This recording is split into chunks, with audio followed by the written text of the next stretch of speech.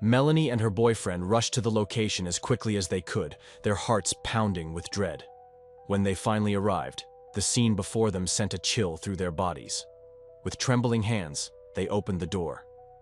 The moment it swung open, the weight of reality struck them. Inside was Jessica, motionless. In that instant, every ounce of denial disappeared. Jessica Lynn Kaler entered the world on May 8, 1982, in the lively city of Austin, Texas. After spending her childhood in Austin, the Kaler family later relocated to a much smaller community called Fluker. The move was a big change, but Jessica adapted quickly. Friends and relatives would later describe her as someone who always brought light into a room and had the determination to chase after her dreams, no matter how many obstacles stood in her way. From a young age, Jessica knew she wanted to build a life centered around learning and helping others. That passion eventually led her to Texas State University, where she worked tirelessly to earn her bachelor's degree in science. By September 2009, Jessica was 27 years old and still carefully balancing everything. She dreamed of securing a full-time teaching position so she could finally focus on the career path she had always imagined for herself. Her life was busy, but she remained hopeful that all of her sacrifices would soon pay off. On September 7th of that year, Jessica had a rare day off. She decided to spend it with her cousin Melanie and a few close friends. They started the afternoon lounging by the pool, laughing, and catching up with each other's lives. When the evening came to a close, Jessica volunteered to be the designated driver. Melanie was the last passenger she dropped off, and by the time Jessica pulled away, it was close to 1:30 a.m. The next morning, things began to feel unusual. Melanie received a call from one of Jessica's co-workers, who explained that Jessica had not shown up for her shift. Concerned, Melanie reached out to a few of their friends, but nobody had spoken to Jessica since the night before. Growing uneasy, she called Jessica's brother John. John, who was both Jessica's roommate and a police officer, had already started his shift at 5:30 a.m. When Melanie asked if he had seen her that morning, he admitted he hadn't. He explained that he left for work without checking Jessica's room and didn't know whether she had come home after dropping off Melanie. Alarm bells began to ring in his mind. Wasting no time, John left his duties and drove straight back to the apartment. When he walked through the door, he immediately sensed that something wasn't right. The apartment was quiet, too quiet, and it didn't appear that Jessica had been there at all the night before. Her dogs, usually full of energy, seemed anxious and unsettled, as though they hadn't been fed on time. That detail deeply worried John. With his instincts as both a brother and a police officer kicking in, he knew that the situation had to be taken seriously. John quickly contacted his colleagues at the department, requesting that they trace Jessica's cell phone. Technology soon gave them a lead. The phone's signal placed her near a restaurant not far from her home. Melanie and her boyfriend rushed to the location. When they arrived, their worst fears began to take shape. In the parking lot sat Jessica's car. Approaching the vehicle, their hope for a simple explanation quickly vanished. When they opened the door, they were met with a devastating discovery. Jessica was inside, no longer alive. Shock and heartbreak swept over them as Melanie's boyfriend immediately dialed the police. Officers and paramedics arrived shortly after. Though medical personnel confirmed what they already suspected, her passing would still require a full examination to understand exactly what had happened. Investigators turned their attention to Jessica's car. The first thing they noticed was that the driver's seat was positioned far back, too far for someone of Jessica's height to have been driving comfortably. This raised suspicions that someone else may have been inside the vehicle with her. Her keys, wallet, and credit cards were missing, which added to the concern that foul play was involved. In the back seat, detectives spotted a bag of dog food, a small but telling detail. Wanting to piece together her final hours, detectives began canvassing the area. They soon entered the restaurant near the parking lot where Jessica's car had been found. It was there that the investigation took an unexpected turn. One of the employees told investigators that she had noticed Jessica earlier that morning, before her shift began. At that time, Jessica was sitting inside her car, but she appeared to be acting strangely. Later, when the worker stepped outside again, she saw Jessica sitting next to her car. She seemed unsettled, running her hands through her hair and behaving in a way that suggested something was troubling her. The employee was puzzled, but still didn't feel it was her place to step in. The third time the employee glanced outside, Jessica was back inside her car. This time she appeared to be talking to herself and making unusual hand gestures. The sight was unsettling, and while the worker would later share these observations with police, at the moment she had no idea how serious the situation truly was. After wrapping up interviews with the witnesses near the restaurant, detectives circled back to Jessica's cousin Melanie. They needed to confirm whether Jessica might have been under the influence of alcohol or any kind of substance that could explain her unusual behavior in the parking lot. But Melanie was unwavering. She told investigators with complete certainty that Jessica had been absolutely sober that night. She was responsible. She had work scheduled the following morning, and she had never been the type to drink or experiment with drugs. In fact, Melanie emphasized that Jessica's stance on alcohol had been consistent for years. She simply didn't consume it.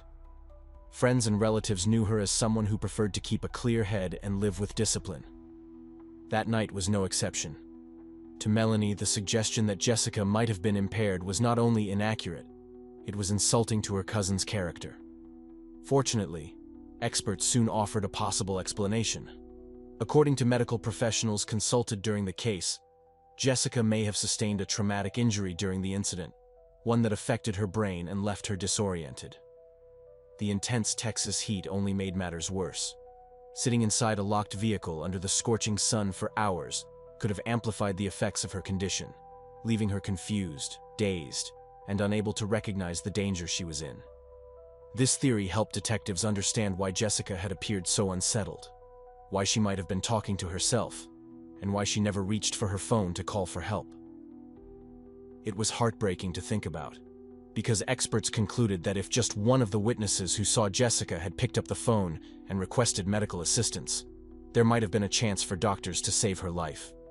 But by the time police were called, it was tragically too late. Now, the focus shifted. Investigators were determined to find out who had caused the injuries in the first place. The first step was to look for surveillance footage. Unfortunately, there were no cameras in the restaurant parking lot where Jessica's car had been discovered. Still, detectives followed the evidence they had. They reasoned that since a large bag of dog food had been found inside Jessica's car, she must have purchased it not long before she disappeared. The 24-hour Walmart across the street. When investigators obtained Walmart's security footage, there she was. The cameras showed Jessica driving into the lot, parking her car, and walking inside the store. She appeared perfectly normal, calm, steady, and clearly by herself. Inside, Jessica went directly to the pet food aisle, picked up a large bag, and carried it to the register. She paid and then headed outside. But the footage revealed something else, something that quickly raised red flags. Just moments after Jessica walked out, a man exited the store right behind her. The timing was suspicious, and detectives immediately zeroed in on him. When they rewound the footage, they saw that he had arrived at Walmart only minutes before Jessica. He parked his vehicle, a red pickup truck, at the far end of the lot, away from most of the other cars. He didn't purchase anything. Instead, he lingered by the entrance, and as soon as Jessica left the store, he walked quickly behind her, almost as if he were following her path. Unfortunately, this is where detectives hit their first roadblock. Jessica had parked her car in a spot partially hidden by a large tree. The cameras didn't have a clear view of what happened next. What they could see, however, was telling. The man walked in the direction of Jessica's car and vanished behind the tree. He never reappeared on camera. Then, just 2 minutes later, Jessica's vehicle drove out of the lot. Another camera down the street later caught Jessica's car pulling into the restaurant parking lot, the same place where she would tragically be found the next day. Minutes later, the cameras recorded something chilling. A man, matching the same figure seen earlier, got out of Jessica's car and walked directly across the lot toward Walmart's parking area. There, he climbed into the same red pickup truck that had been caught on camera earlier. Detectives were now convinced that this man was directly connected to Jessica's death. But there was a major problem. The quality of the surveillance video wasn't good enough to provide a clear identification. They remembered that Jessica's wallet and credit cards had been missing from her vehicle. Hoping for a lead, they checked her financial accounts. Their efforts paid off. Not long after Jessica's car was abandoned in the restaurant lot, one of her cards was used at a gas station. This was the breakthrough they needed. Detectives obtained footage from the gas station, and immediately, the red pickup truck came into view. The man exited the truck, walked into the store, and used Jessica's card at the counter. Cameras above the register gave investigators their clearest look yet, and it was undeniable. The man in the Walmart footage and the gas station footage were one and the same. Now they had proof. Whoever this man was, he had Jessica's credit card in his possession shortly after her disappearance. That alone made him a prime suspect. For several days, no significant leads surfaced, until a phone call came in from a woman named Leslie. She explained that the man in the surveillance clips looked strikingly similar to her fiancé's best friend, a 29-year-old named Crispin Harmel. According to Leslie, Crispin had been scheduled to stop by her place that same evening to repay a debt he owed, but he never showed up. Later, when she saw news coverage of Jessica's case, she was stunned. The man on the screen looked exactly like Crispin. Detectives immediately began digging into Harmel's background, and what they found only deepened their suspicions. Just weeks earlier, a patrol officer had pulled Crispin over for driving with an expired license. Investigators reviewed the officer's body-worn camera footage, and the resemblance to their suspect was unmistakable. The most striking detail? Crispin was wearing the exact same baseball cap that the man in the Walmart footage had on his head. Armed with this information, police moved quickly. 5 days after Jessica's death, they arrived at Crispin's residence. Parked in front was a red pickup truck, the same make and model as the one seen in the gas station footage. But something seemed off. Detectives noticed cosmetic changes. Chrome accents that had been visible on camera were now painted over in black, almost as if someone had tried to disguise the vehicle. When officers knocked on his door, Crispin answered. To their surprise, he didn't try to deny knowing Jessica. Instead, he admitted outright that he had met with her on the night in question. Crispin claimed that he and Jessica had connected through an online website and arranged to meet at Walmart. According to him, she picked him up in her car, and together they went to a nearby park before she dropped him off again. Before parting ways, he said they sat in her vehicle for a while, talking about his financial struggles.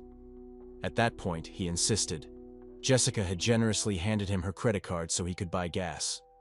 Afterward, they supposedly said goodbye, and he returned to his truck.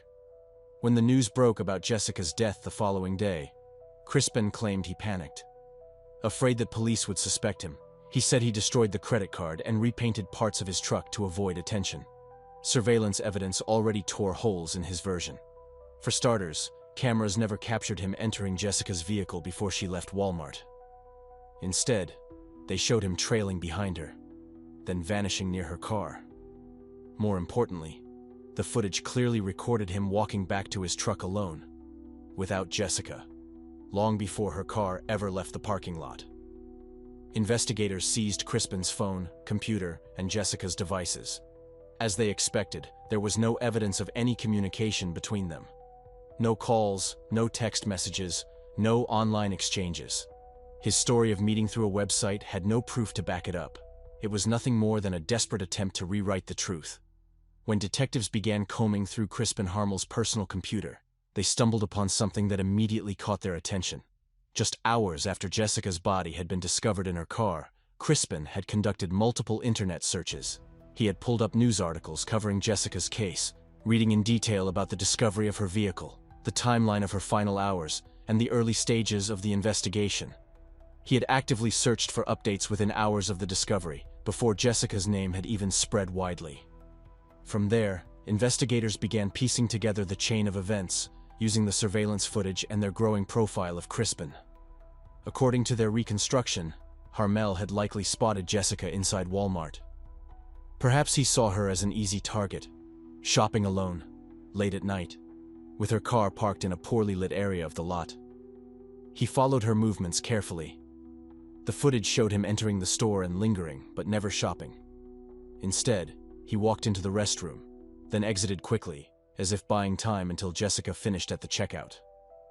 Once Jessica returned to her car, detectives believed that Crispin approached her, entered the vehicle, and forced her to drive. Based on the later sightings and the testimony of medical experts, they theorized that he may have taken her to a nearby park or secluded area before bringing the car back closer to his own truck. Before leaving, he took her wallet and credit cards. After abandoning Jessica in the restaurant parking lot, he slipped away into the night, returning to Walmart's lot and driving off in his pickup truck. When police later confronted Crispin with this reconstruction of events, he quickly shut down. This time, he refused to answer further questions and requested a lawyer.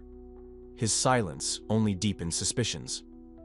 Despite the growing pile of circumstantial evidence, investigators now faced a challenge they hadn't anticipated, one that threatened the strength of the entire case. Jessica had survived for hours after the attack. Witnesses had seen her sitting outside her car, alive, though visibly disoriented. From a legal perspective, this created a major complication. The issue was rooted in medical science. Although the coroner's report identified the cause of death, experts struggled to fully explain the unusual timeline. There had never been a documented case in the region where someone endured a violent assault, remained alive and mobile for several hours, and then died later as a direct result of the injuries. Without established medical precedent, the prosecution worried a jury might hesitate. The uncertainty left prosecutors cautious. They were convinced that Crispin was responsible, but proving it beyond a reasonable doubt in court could be an uphill battle. The defense would surely argue that Jessica's condition didn't line up with a straightforward explanation, creating room for doubt. Unless investigators could present ironclad scientific evidence or secure a confession, the risk of acquittal loomed large. Meanwhile, detectives kept pressing for physical evidence. They scoured Jessica's car for traces that might directly connect Crispin to the crime. They looked for fingerprints, fibers, DNA, anything that could bridge the gap. But the results were disappointing. They turned to the evidence that was undeniable: Crispin's own admissions. He had confessed to discarding Jessica's credit card and repainting parts of his truck, acts clearly intended to destroy or conceal evidence. Those admissions gave the state enough to file charges of evidence tampering. In May 2010, Crispin pleaded guilty to those charges. Behind the scenes, investigators refused to give up. For years, they quietly revisited the evidence, consulted with medical professionals, and searched for scientific explanations that might resolve the uncertainty surrounding Jessica's survival after the assault. For a long time, their efforts turned up little. Then, in 2013, a breakthrough arrived in the form of an academic article. The paper described rare but documented cases in which victims of strangulation didn't die immediately. Instead, they developed what researchers referred to as delayed death syndrome. This condition caused lingering brain injury, leaving victims disoriented, confused, and unable to recognize the seriousness of their situation. Hours later, without proper treatment, the damage proved fatal. The descriptions in the article lined up almost perfectly with Jessica's final hours. Witnesses had reported her confusion, her strange behavior, and her failure to call for help, all of which matched the syndrome's symptoms. The paper also supported the original medical examiner's assessment that Jessica's brain had sustained trauma severe enough to leave her unaware of her condition until it was too late. Detectives immediately contacted the article's author, bringing the latest science into the case file. With this new foundation, they finally had a medically supported explanation to present to a jury. In May 2014, armed with fresh evidence, police rearrested Crispin Harmel, this time formally charging him with murder. When the trial began, the defense mounted its counterattack. Their strategy centered on one glaring gap: the absence of DNA evidence linking Crispin directly to Jessica. Defense attorneys pointed out that investigators had suggested Jessica may have fought back during the struggle. If that were true, they argued, her attacker should have left behind some trace: skin cells, DNA under her fingernails, something concrete. But forensic experts called by the prosecution had an answer. They explained that environmental conditions matter greatly when it comes to DNA preservation. Jessica had spent hours inside her locked car in the sweltering Texas heat. Temperatures inside a vehicle can skyrocket, and under such extreme conditions, DNA degrades quickly. By the time investigators had examined her, any genetic material that might have been present would likely have broken down to the point where it was no longer recoverable. In addition to the forensic findings and the scientific breakthroughs that had helped push the case forward, prosecutors leaned heavily on another key piece of evidence: the mountain of surveillance footage. Multiple cameras from different angles captured Crispin's movements that night, and when investigators carefully pieced everything together, it seemed to leave little doubt that he had been the one following Jessica, targeting her, and later trying to cover his tracks. To the prosecution, the video footage was the final nail in the coffin, visual confirmation of what witnesses and circumstantial evidence had already suggested. But then, something happened that no one had expected, not even the defense team. Crispin's attorney began challenging the validity of the surveillance tapes in a way that completely caught the courtroom off guard. He zeroed in on one very specific issue: the timestamps. When investigators originally pulled the raw footage directly from the store's security cameras, it contained no visible timestamps. Since the exact timeline of Jessica's final hours was crucial to understanding how the events unfolded, the prosecution had later used specialized software to insert digital timestamps to make the footage clearer for the jury. While it may have seemed like a minor adjustment, this single detail opened the door for the defense to raise doubts. Crispin's lawyer argued passionately that by adding timestamps after the fact, investigators had essentially altered a core piece of evidence. He claimed that this modification was improper because the defense had never been provided with the footage in its raw, unaltered form, only the edited version with the added timestamps. The argument struck a chord, despite the fact that the underlying video itself had not been tampered with. The addition of timestamps gave the judge no choice but to consider whether the defense's rights had been violated. After lengthy debates, the court made a stunning decision. The judge declared a mistrial. Just like that, after years of painstaking work and a seemingly airtight case, the prosecution's progress crumbled in an instant. All the evidence, the testimony, the careful work of investigators, it was now paused, undone by what most people would call nothing more than a technicality. For Jessica's family, it was devastating. Once again, Crispin had managed to avoid being convicted of her murder, not because the evidence wasn't there, but because of a procedural issue in the way that evidence had been presented. Still, Crispin did not walk free. He remained behind bars, continuing to serve the 10-year prison sentence for evidence tampering. His admitted acts of discarding Jessica's credit card and repainting his truck to hide his tracks. But for prosecutors, that wasn't nearly enough. They weren't satisfied with him serving a limited sentence for tampering while the far more serious crime remained unresolved. They immediately began preparing to retry him, determined not to let justice slip away a second time. What followed were years of intense legal battles. Crispin's defense team fought fiercely to prevent another trial, filing motion after motion.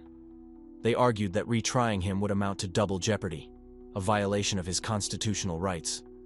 For a time, it looked as though the defense might succeed in stalling the case indefinitely. But prosecutors pushed back with equal determination, pointing out that the mistrial had been declared for procedural reasons, not because Crispin had been found not guilty. Therefore, the door for a new trial was still legally open. The back and forth dragged on for years, adding even more emotional strain to Jessica's family, who had already endured so much. Finally, a higher court stepped in and delivered the ruling that prosecutors had been hoping for. The court sided with them, officially clearing the way for a second trial. This ruling brought renewed hope that the long, painful fight for justice might finally reach its conclusion. In 2018, nearly a decade after Jessica's passing, the retrial officially began. This time, prosecutors took no chances. They scrutinized every single piece of evidence, every document, every witness statement. They made absolutely certain that no detail could be questioned on procedural grounds. They even brought in additional expert witnesses, including medical professionals who could clearly explain the concept of delayed death syndrome to the jury in simple terms. Their goal was to ensure that there were no loose ends for the defense to exploit. And when the evidence was finally presented, surveillance footage, forensic details, medical science, and Crispin's own suspicious actions, it became clear that the picture was complete. The jury, after hearing all the facts laid out in order and without confusion, reached the verdict that had eluded everyone for so long. Crispin was finally convicted of murder. The judge handed down the maximum penalty, life in prison without the possibility of parole.